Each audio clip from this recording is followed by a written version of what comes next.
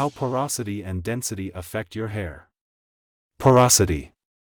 When hair professionals talk about porosity, they mean your hair's ability to soak up moisture. If your hair is highly porous, it has a lot of holes in its surface layer, called the cuticle. You may have naturally porous hair, or chemical and heat processing may have made your hair more porous than it normally would be. Those holes in the cuticle allow your hair to absorb more moisture. If the climate where you live is humid, your hair may tend to frizz. That's because the cuticle is drawing moisture from the air. The good news is that porous hair also absorbs moisturizing products well.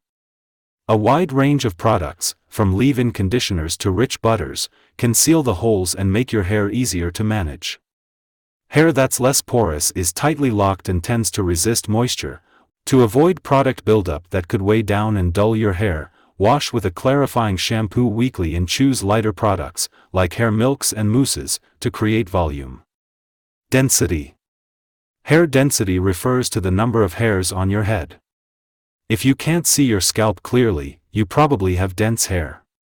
If you can see your scalp even without parting your hair, you probably have low hair density. Your hair's density can be affected by a number of factors, including stress, hormones during pregnancy or menopause, and nutrition. It's a good idea to take stock of the products you're using if your hair density has changed. Heavy products can flatten low-density hair. Look for texture sprays and light mousses to add volume and lift. High-density hair can benefit from thicker creams and butters to add shine and control.